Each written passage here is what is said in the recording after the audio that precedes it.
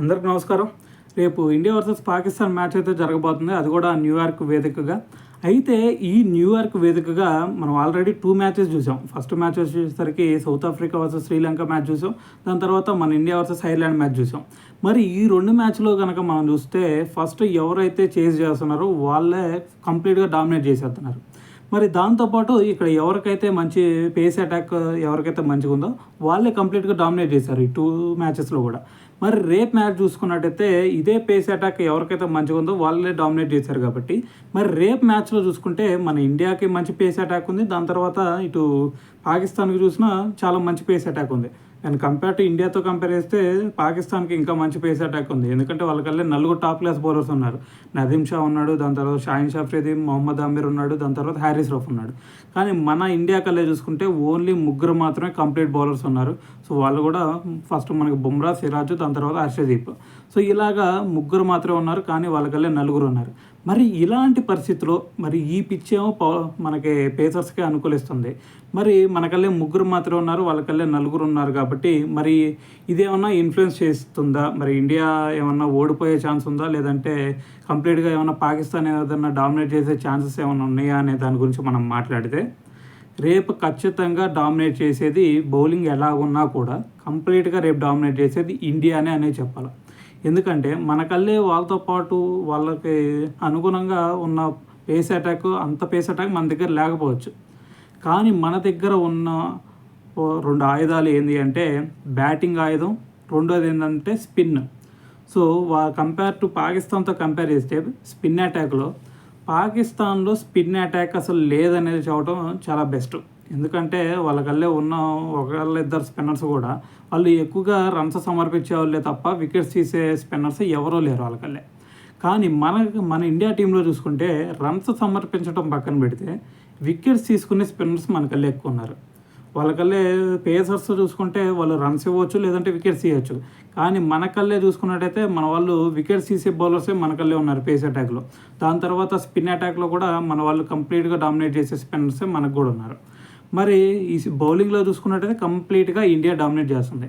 మరి దాని తర్వాత ఇంకొక ఆయుధం ఏంటి అంటే మన దగ్గర బ్యాటింగ్ అటాక్లో చూసుకున్నట్టయితే మనకల్లే టాప్ క్లాస్ బ్యాట్స్మెన్స్ ఉన్నారు. ఇద్దరు, రోహిత్ శర్మ, విరాట్ కోహ్లీ టాప్లో ఆడుతున్నారు. సో వాళ్ళిద్దరిలో ఎవరన్నా అవుట్ అయినా కానీ మనకి రిషబ్ పంత్ ఉన్నాడు, దాని తర్వాత సూర్య ఉన్నాడు, దాని తర్వాత శివన్ డూబే ఉన్నాడు, దాని తర్వాత హార్దిక్ పాండ్యా ఉన్నాడు, జడేజా ఉన్నాడు, అక్షర్ ఉన్నాడు. మరి ఇలాగ కంప్లీట్గా ఆల్రౌండర్స్తో నిండిపోయింది బ్యాటింగ్లో మనకి. కానీ అటువైపు మనం పాకిస్తాన్లో చూసుకున్నట్టయితే ఒక్కసారి కనుక బాబర్ ఆజం అలాగే రిజ్వాన్ వికెట్ ఫస్ట్లోనే అవుట్ అయ్యారా, దాని తర్వాత వాళ్ళ బ్యాటింగ్ లైనప్ కుదురుకునే ఛాన్స్ అయితే ఖచ్చితంగా లేదని అయితే చెప్పాలి. సో ఎందుకంటే ఒక్కసారి కనుక బాబర్ ఆజం, రిజ్వాన్ అవుట్ చేసామంటే కంప్లీట్గా కొలాప్స్ అయిపోయింది సో వాళ్ళ టీం. సో కాబట్టి మన వాళ్ళు ఫస్ట్ బ్యాటింగ్ చేసినా లేదంటే ఫస్ట్ ఫీల్డింగ్ చేసినా కానీ ఫస్ట్ వాళ్ళని టాప్ 3 బ్యాట్స్మెన్స్ కనుక కొలాప్స్ చేస్తే మ్యాచ్ అయిపోయినట్టే. కానీ మన టీం అలా కాదు. వాళ్ళు ఫస్ట్ బ్యాటింగ్ చేసినా ఫీల్డింగ్ చేసినా ఫస్ట్ మన వాళ్ళని 4-5 వికెట్స్ కనుక తీయకపోతే కంప్లీట్గా మళ్ళీ మన వైపే వచ్చేది మ్యాచ్. సో కాబట్టి మనకి ఈ 2 ఫ్యాక్టర్స్ అయితే కొంచెం కీలకంగా ఉండేవి. ఒకటి బౌలింగ్ అటాక్, దాని తర్వాత ఇంకోటి వచ్చేసరికి బ్యాటింగ్. సో దాని తర్వాత ఇంకోటి ఏంటి అంటే నిన్న యూఎస్ఏ మీద వాళ్ళు ఓడిపోయారు అంటే మెయిన్ రీజన్ ఏంటంటే ఫీల్డింగ్. సో ఇలాంటి ఫీల్డింగ్ అటాక్ వాళ్ళకల్లా ఇప్పటి నుంచే కాదు, ఎప్పటి నుంచో కూడా మనకి ఇంజమాముల్ హక్ ఆ టైం నుంచి కూడా వాళ్ళు క్యాచెస్ తీసుకోవటమే చాలా కష్టంగా తీసుకుంటారు. దాని తర్వాత వాళ్ళకి ఫీల్డింగ్ చూసుకున్నా కానీ అంత మంచి ఫీల్డింగ్ అటాక్ అయితే ఎప్పుడు లేదు, ఇప్పుడే కాదు ఎప్పుడు కూడా వాళ్ళు ఫీల్డింగ్ అంత కాన్సన్ట్రేట్ చేయరు వాళ్ళు. సో కాబట్టి వాళ్ళ మీద మనకి ఫీల్డింగ్లో మంచి వాళ్ళకంటే డామినేషన్ ఉన్నాం మనం. సో దాని తర్వాత బ్యాటింగ్లో చూసుకున్నా వాళ్ళకంటే డామినేట్ చూపిస్తాం. దాని తర్వాత బౌలింగ్లో చూసుకున్నా కానీ పేస్ అటాక్లో పక్కన పెడితే స్పిన్ అటాక్లో కూడా చాలా మంచి డామినేషన్ అయితే ఉన్నాం. సో మరి రేపు మ్యాచ్ ఎలా అనుకూలించింది అనే దాన్ని బట్టి మరి ప్రీవియస్ స్టాట్స్ ఏమైనా ఉన్నాయా వాటి ఆధారంగా కూడా మనం చెప్పుకోవచ్చు కదా. అంటే ఆల్రెడీ ప్రీవియస్ స్టాట్స్ కనుక మనం మాట్లాడుకుంటే ఇప్పటి వరకు 7 మ్యాచెస్ ఓడే వరల్డ్ కప్స్లో 7 టైమ్స్ ఇద్దరి మధ్య మ్యాచ్లు జరిగితే సో దాంట్లో కంప్లీట్గా 7 టైమ్స్ మన ఇండియానే గెలిచింది, క్లీన్ స్వీప్ చేసింది వాళ్ళని. ఒక్కసారి కూడా వాళ్ళు గెలవాల. దాని తర్వాత T20 వరల్డ్ కప్స్లో చూసుకున్నట్టయితే ఇప్పటి వరకు 6 మ్యాచెస్ జరిగితే T20 వరల్డ్ కప్స్ వీళ్ళిద్దరి మధ్య. సో దాంట్లో 5 మ్యాచెస్ మన వాళ్ళే గెలిచారు, ఒక్క మ్యాచ్ మాత్రమే పాకిస్తాన్కి ఇచ్చారు. దాని తర్వాత ఐసీసీ ఛాంపియన్స్ ట్రోఫీస్ తీసుకున్నా కానీ వీళ్ళిద్దరి మధ్య ఇప్పటివరకు 5 మ్యాచెస్ జరిగితాయి ఐసీసీ ఛాంపియన్స్ ట్రోఫీస్. సో దాంట్లో కూడా 2 మ్యాచెస్ మాత్రమే మన వాళ్ళు గెలిచారు, 3 మ్యాచెస్ వాళ్ళు గెలిచారు. సో కాబట్టి ఐసీసీ ఛాంపియన్స్ ట్రోఫీలో మాత్రమే వాళ్ళు ఒక మ్యాచ్ ఎక్స్ట్రా గెలిచారు మన మీద. సో ప్రీవియస్ స్టాట్స్ చూసుకున్నట్టయితే T20 వరల్డ్ కప్లో 5 టైమ్స్ మనం గెలిచాం, వాళ్ళు ఒక మ్యాచే గెలిచారు. కాబట్టి కంప్లీట్ డామినేషన్ కూడా మనదే ఉంది. సో రేపు జరగబోయే మ్యాచ్లో కూడా కంప్లీట్గా మన ఇండియానే డామినేట్ చేసిద్ది అనడానికి ఎటువంటి అతిశయోక్తి లేదు. సో దీంతోపాటు మన కల్లే ఇంకోటి ఏంటంటే వాళ్ళు లేని ప్రాపర్టీ మన దగ్గర ఉంది ఏంటంటే కెప్టెన్సీ లోపం. సో ఆల్రెడీ లాస్ట్ మ్యాచ్లో చూసాం, వాళ్ళ ఫీల్డింగ్ ఎప్పుడు ఎక్కడ పెట్టాలి అనేది కూడా వాళ్ళ కెప్టెన్కి అంత ఐడియా లేకపోవడం కూడా మనకి కలిసి వచ్చే అంశం.